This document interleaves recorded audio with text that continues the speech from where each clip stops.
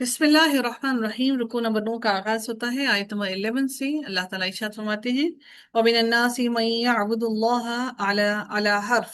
और लोगों में से कोई ऐसा है जो किनारे पर रहकर अल्लाह ताला की इबादत करता है। अब यहाँ से क्या मुराद है कि किनारे पर रहकर अल्लाह की इबादत करना? हर्फ से शक मुराद है, यानी अल्लाह ताला की इबादत शक के साथ करते हैं।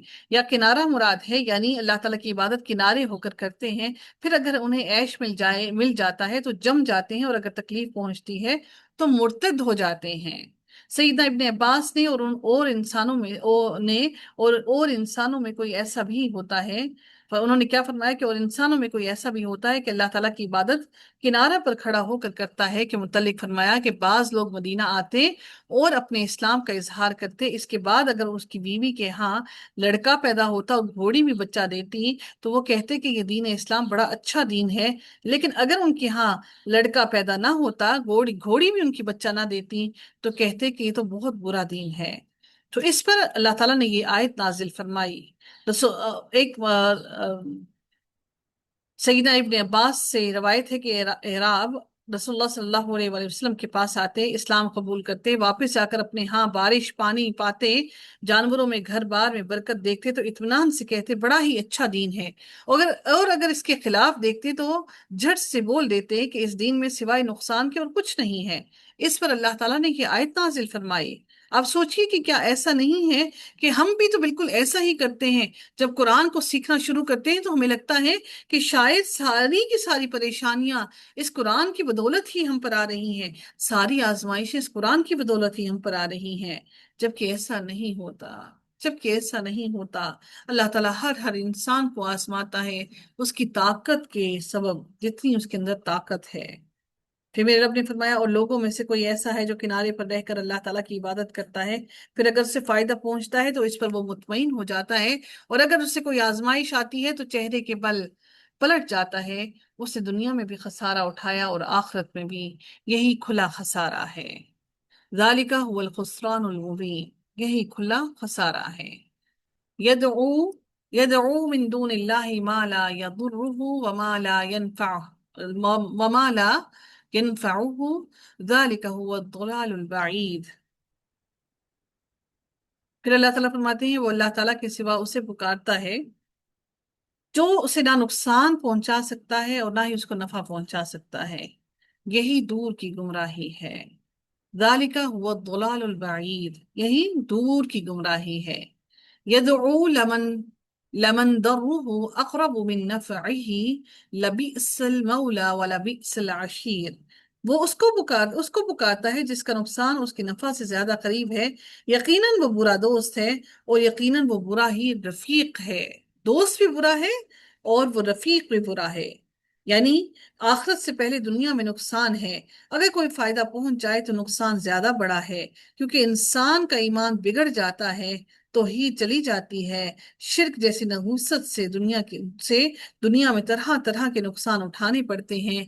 एक फायदे के बदले हजारों नुकसान उठाने पड़े तो वो फायदा भी नुकसान ही है।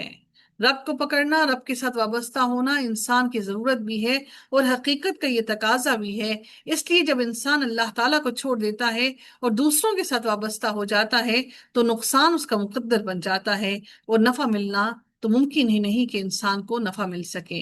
लबी मौला, यकीनन वो बुरा दोस्त है, यानी अल्लाह ताला के सिवा जिनकी इबादत की जाती है वो सब के सब बुरे दोस्त हैं। वाला बी आशीर, और बहुत ही बुरा रफीक है, यानी बहुत ही बुरे साथी हैं। अगर दोस्त से नफा हासिल ना हो और नुकसान से वो बचा ना सके तो ऐसे दोस्त और दोस्तियां इंसान को नहीं रखनी चाहिए। वो हमेशा उनको नुकसान में ही डालते हैं। रसूलुल्लाह सल्लल्लाहु अलैहि वसल्लम ने फरमाया, तुम में से हर एक आदमी के साथ उसका हमजाद जिन साथी मुकर्रर किया गया है। सहाबा ने अर्ज किया, आप सल्लल्लाहु अलैहि वसल्लम के साथ भी? ए अल्लाह के रसूल, आप सल्लल्लाहु अलैहि वसल्लम ने फरमाया, और मेरे साथ भी, मगर अल्लाह ताला ने मुझे इस पर मदद फरमाई तो वो मुसलमान हो गया। बस वो मुझे नेकी ही का हुक्म करता है। दूसरी रवायत में ये अल्फाज हैं कि तुम में से हर किसी के साथ एक साथी जिनों में से है और एक साथी फरिश्तों में से मुकर्रर कर दिया गया है। यानी हर इंसान के इख्तियार में नहीं, हर इंसान के साथ एक शैतान का साथी जिन हमारे साथ मौजूद है। آپ لوگوں نے شاید یہ سنا ہوگا کہ جنات جو ہیں انسان کی شرم گاہوں کے ساتھ کھیلتے ہیں، وہ اسی لیے کہ وہ ہمارے ساتھ ہر لمحہ موجود ہوتے ہیں۔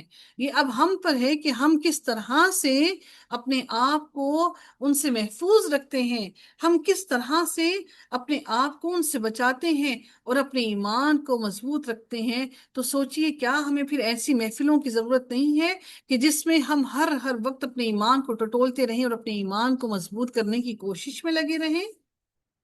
تو یہ بس سوچئے گا کہ یہ ہمارا کورس تک ہی بس یہ سارا سلسلہ جڑا ہوا ہے، جیسے ہی کورس مکمل ہوگا تو بس ہم ایک کاغذ کا ایک سرٹیفکیٹ لے کر بس چھوڑ دیں گے، لیکن ایمان پھر سے ویسے ہی کمزور پڑ جائے گا اور دنیا داری میں ویسے ہی پڑ جائیں گے۔ اللہ رب العزت فرماتے ہیں ان اللہ يدخل الذین آمنوا وعملوا الصالحات جنات تجری من تحتها الانہار ان اللہ یفعل ما یرید۔ یقیناً اللہ تعالیٰ ان لوگوں کو جو ایمان لائے اور جنہوں نے نیکیاں کی انہیں جنتوں میں داخل کرے گا جن کے نیچے نہریں بہتی ہیں، اور یقیناً اللہ تعالیٰ جو چاہتا ہے وہ کرتا ہے۔ من كان يظن أن لن ينصره الله في الدنيا والآخرة فليمدد بسبب إلى السماء ثم ليقطع فلينظر هل يذهبن كيده ما يغيظ۔ پھر رب کائنات نے فرمایا جو شخص یہ گمان رکھتا ہے کہ اللہ تعالیٰ دنیا اور آخرت میں اس کی ہرگز مدد نہیں کرے گا تو اسے ایک رسی آسمان تک دراز کرنی چاہیے، پھر اسے کاٹ دینا چاہیے، پھر اسے دیکھنا چاہیے کہ کیا واقعی اس کی تدبیر اس کو لے جائے گی جو اسے غصہ دلاتی ہے۔ اس کو غصہ کیا دلاتا ہے؟ اس کو یہی باتیں غصہ دلاتی ہیں۔ یعنی اس سے مراد کیا ہے کہ جو شخص یہ گمان رکھتا ہے کہ اللہ تعالیٰ دنیا اور آخرت میں اس کی ہرگز مدد نہیں کرے گا تو اسے ایک رسی آسمان تک دراز کرنی چاہیے، پھر اسے کاٹ دینا چاہیے، پھر اسے دیکھنا چاہیے کہ کیا واقعی اس کی تدبیر جو آسمان میں وہ رسی لے کر گیا کیا اس کو کوئی فائدہ ہوا۔ اگر کسی کا خیال ہے کہ اللہ تعالیٰ دنیا اور آخرت میں اپنے رسول کی مدد نہیں فرمائے گا تو اس کا یہ خیال غلط ہے۔ اللہ تعالیٰ اپنے رسول کی مدد ضرور فرمائے گا، اور جو اللہ کے رسول کے رستے پر اور اللہ کے رستے پر چلنے والے ہیں میرا رب ان کی بھی ضرور مدد فرماتا ہے، لیکن ایک آزمائش کی گھڑی ہے جو آزمائش کی گھڑی کو گزرنے میں وقت لگتا ہے۔ پھر اور چاہے وہ اپنے گھر کی چھت میں رسی ڈال کر اپنے گلے میں پھندا ڈال کر لٹک جائے اور دم گھٹ کر مر جائے، آسمان سے اللہ تعالیٰ کی مدد ضرور آئے گی۔ اگر کوئی آسمانی مدد کو روکنا چاہے تو رسی پر چڑھ کر اوپر سے آنے والی مدد اور وحی کو روک آئے۔ اگر کوئی روک سکتا ہے تو روک کر دیکھ لے۔ سورہ مومن میں اللہ تعالیٰ فرماتے ہیں کہ یقیناً ہم مدد کرتے ہیں اپنے رسولوں کی اور ان لوگوں کی جو ایمان لائے دنیا کی زندگی میں بھی، اور جس دن گواہ کھڑے ہوں گے یعنی روز قیامت میں بھی اللہ تعالیٰ ان سب کی مدد فرمائے گا۔ یعنی وہ اس غصے میں بفر رہے ہیں۔ آپ کو بھی جب لوگ عمل کرتا ہوا دیکھتے ہیں تو یقین کیجئے کہ وہ بھی غصے میں بفر رہے ہوتے ہیں، وہ کہہ رہے ہوتے ہیں دیکھیں جی یہ ان کے تماشے ہیں، یہ ان کی دل لگیاں ہیں کہ آج اپنے دل کا غم دور کرنے کے لیے یہ پریٹینڈ کر رہے ہیں کہ ہم اسلام پر عمل کر رہے ہیں۔ پھر رب کائنات نے مزید اگلی آیت میں مزید ارشاد فرمایا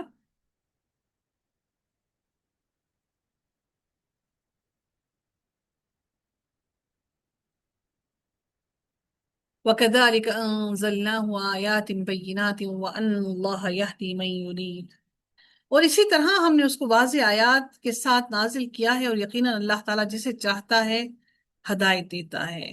اللہ جس کو چاہتا ہے ہدایت دیتا ہے۔ ان الذین آمنوا والذین ہادوا والصابئین والنصارى والمجوس والذین اشرکوا ان اللہ یفصل بینہم یوم القیامۃ ان اللہ علی کل شیء شہید۔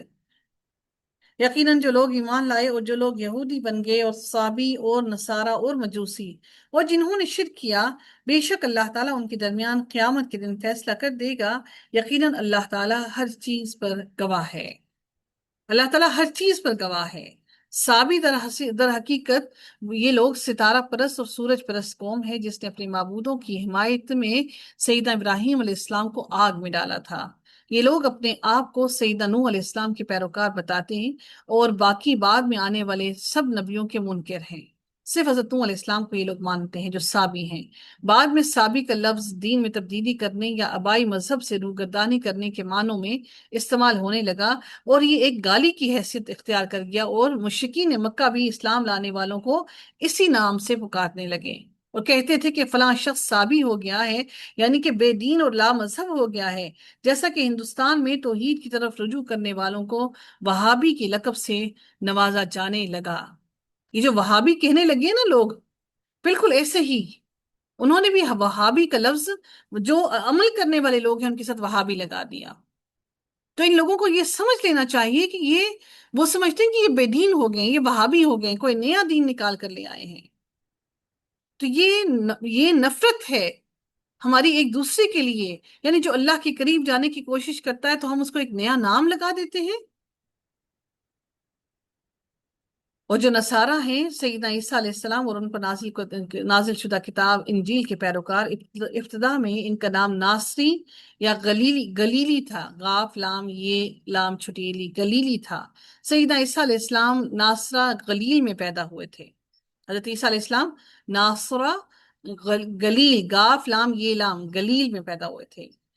تو یہود انہیں ایک بدعتی فرقے کی حیثیت سے ناصری یا غلیلی کہہ کر پکارتے تھے۔ قرآن میں ان کا نام نصارہ لکھا ہوا ہے، اور اسے بھی ناصرہ سے منسوب قرار دیا جا سکتا ہے۔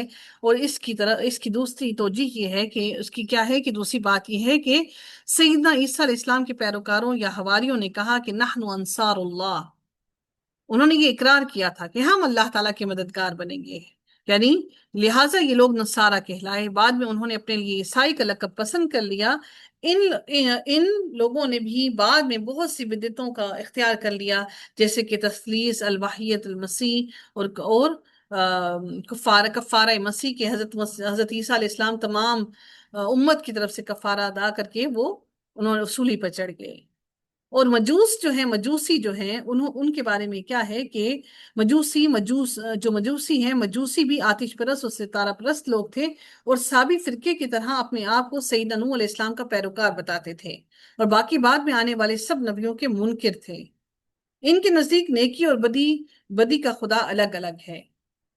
نیکی کا خدا اس خالق کو وہ یزدان کہتے، اور بدی کے خدا کا نام وہ اہرمن کہتے، اہرمن، الف ہے رے اور میم نون۔ نیکی کے خدا کا نام وہ خالق کا نام یزدان، اور بدی کے خالق کا نام ارحمن کہتے۔ یہ لوگ اپنی الہامی کتابوں کا نام یند اور اوستا بتاتے تھے۔ یند، یہ یعنی کہ وہ جو نہیں ہوتا تین نقطوں والا یند، اور وہ جو را تین نقطوں والا ہوتا ہے یند، اور اوستا بتاتے تھے۔ اور مزوق نے ان کے مذہب اور اخلاق کو بری طرح مسخ کر کے رکھ دیا تھا، حتیٰ کہ یہ حقیقی بہن سے نکاح بھی ان کے ہاں جائز تھا، وہ بہنوں سے بھی نکاح کر لیا کرتے تھے۔ والذین اشرکوا، جنہوں نے شرک کیا، یعنی اہل مکہ اور اہل عرب، اور دنیا میں جو کوئی بھی شرک کرے وہ اس میں شامل ہے۔ ان اللہ یفصل بینہم یوم القیامہ، بے شک اللہ تعالیٰ ان کے درمیان قیامت کے دن فیصلہ کر دے گا۔ یہ فیصلہ قیامت کے دن ہوگا کیونکہ اللہ تعالیٰ ہر ایک کے اعمال پر گواہ ہے۔ پھر رب کائنات اگلی آیت میں مزید ارشاد فرماتے ہیں الم تر ان اللہ یسجد لہ من فی السماوات ومن فی الارض۔ پیچھے شرک کے بعد اب جو ذکر آیا ہے، اب وہ عبادت کا ذکر ہے کہ کس کو سجدہ کس کو کیا جائے۔ کیا آپ نے نہیں دیکھا کہ یقیناً اللہ تعالیٰ ہی کو سجدہ کرتا ہے جو کچھ بھی آسمانوں میں ہے اور جو کچھ بھی زمین میں ہے، اور سورج اور چاند اور تارے اور پہاڑ اور درخت اور جانور، اور بہت سے لوگ بھی، اور بہت سے لوگ ایسے بھی ہیں جن پر عذاب ثابت ہو چکا ہے، اور جسے اللہ تعالیٰ ذلیل کر دیتا ہے اسے پھر کوئی عزت دینے والا نہیں۔ یقیناً اللہ تعالیٰ جو چاہتا ہے، ان اللہ یفعل ما یشاء، وہ کرتا ہے جو وہ چاہتا ہے۔ سورج، چاند اور تارے، آسمانوں کی تمام چیزیں، یہ بھی اللہ تعالیٰ کے سامنے سجدہ کرتے ہیں۔ جب سورج طلوع ہوتا ہے نا، اللہ کے عرش کے نیچے سجدہ کر کے پھر وہ طلوع ہوتا ہے، وہاں سے اللہ سے روز اجازت لے کر طلوع ہوتا ہے۔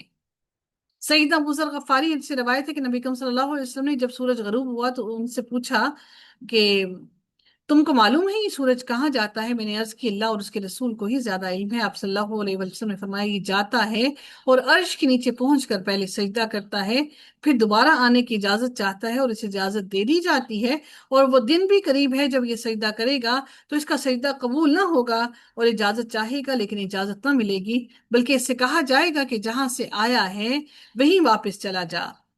اس دن وہ مغرب ہی سے نکلے گا، اللہ تعالیٰ کے فرمان، اور سورج اپنے ٹھکانے کی طرف چلا جا رہا ہے۔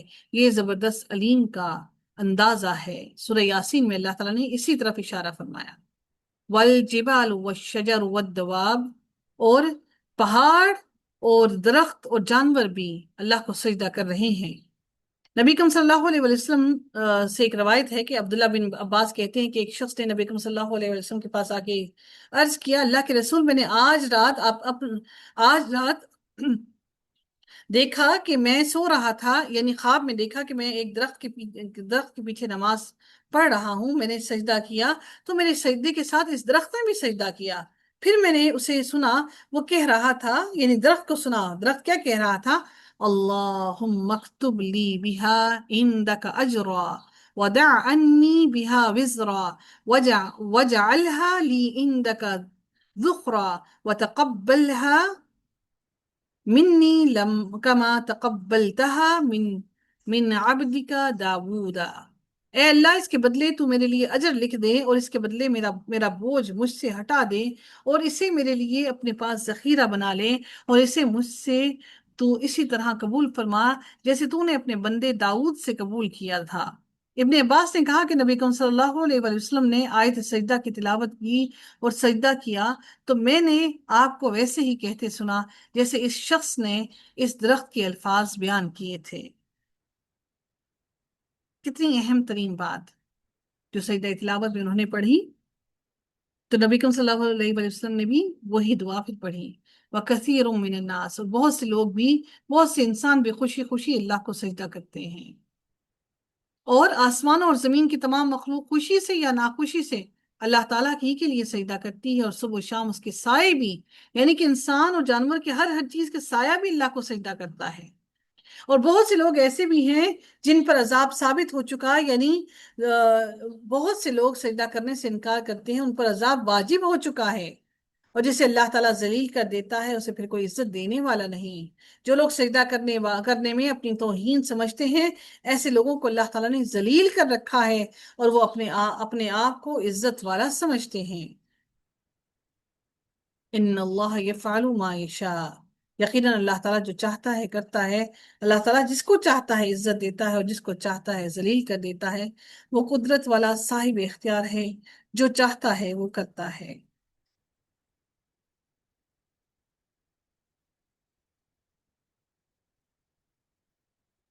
اللہ رب العزت مزید اگلی آیت میں ارشاد فرماتے ہیں، هذان خصمان اختصموا في ربهم فالذين كفروا قطعت لهم ثياب من نار يصب من فوق رؤوسهم الحمیم۔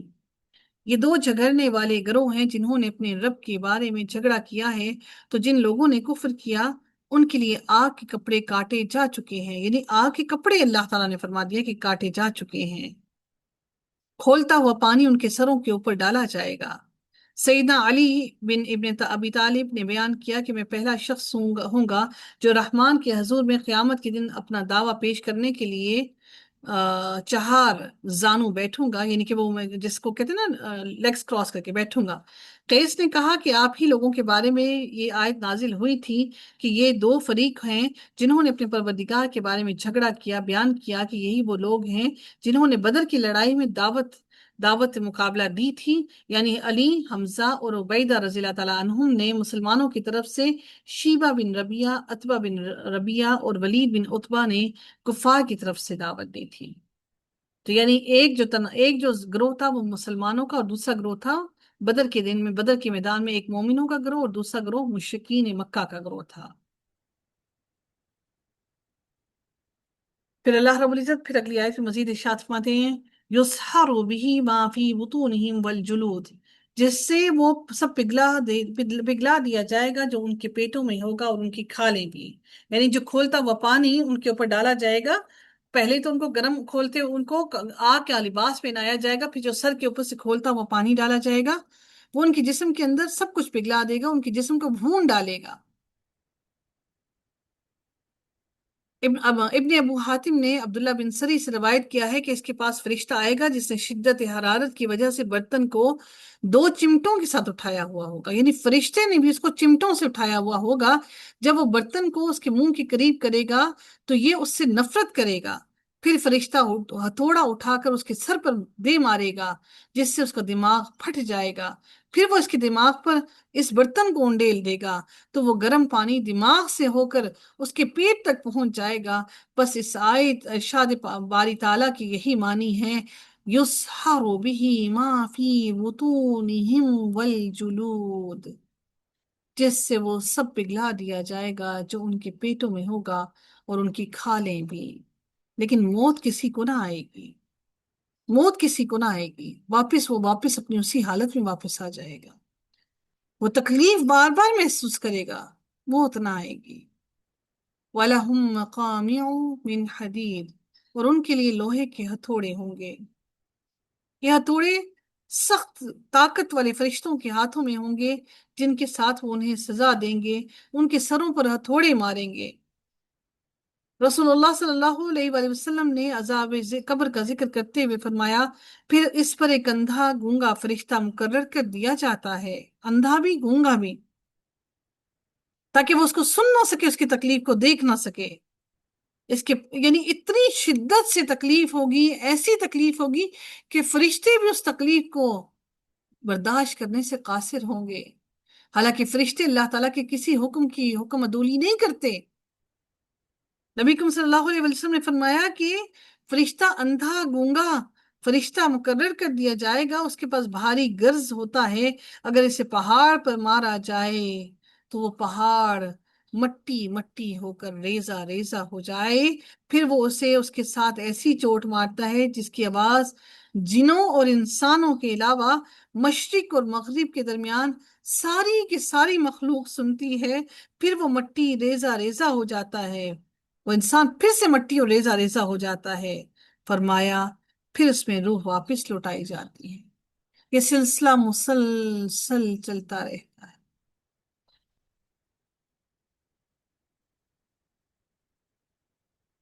अल्लाह ताला हम सबको अज़ाब कब्र से महफूज रखे, अल्लाह हम सब पर रहम फरमा दे।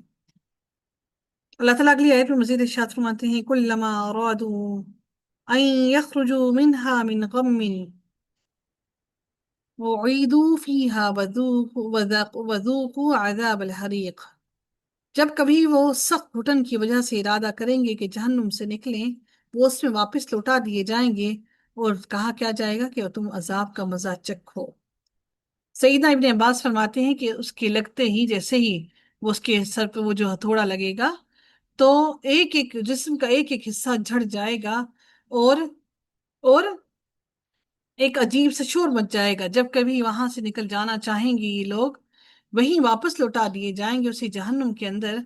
सईदना सलमान रजी अल्लाह तआला अन्हु फरमाते हैं कि जहन्नुम की आग सख्त स्याह बहुत अंधेरे वाली है, इसके शोले भी रोशन नहीं हैं। वैसे चिंगारी रोशन होती है ना, तो इसके शोले रोशन नहीं हैं, और ना ही इसके अंगारे रोशनी वाले हैं। फिर आपने इसी आयत की तिलावत फरमाई। सईदना ज़ैद रहमतुल्लाह अलैह का कौल है कि जहन्नुमी इसमें सांस भी ना ले सकेंगे। सईदना फजील बिन इयाज फरमाते हैं, वल्लाह इन्हें छूटने की तो आस ही नहीं रहेगी। पैरों में बोझल बेड़ियां हैं, हाथों में मजबूत हथकड़ियां हैं। हाँ, आग के शोले इन्हें इस कदर ऊंचा कर देते हैं कि गोया बाहर निकल जाएंगे, यानी आग के शोले उनको ऊपर उछालेंगे। जिस तरह समंदर की लहरें उछाल उछाल कर लेकर जाती हैं, इसी तरह आग के शोले उनको ऊपर उछालेंगे। लेकिन फिर फरिश्तों के हाथों से गर्ज खाकर, वो हथौड़ा खाकर वापस जहन्नुम की तह में उतर जाते हैं।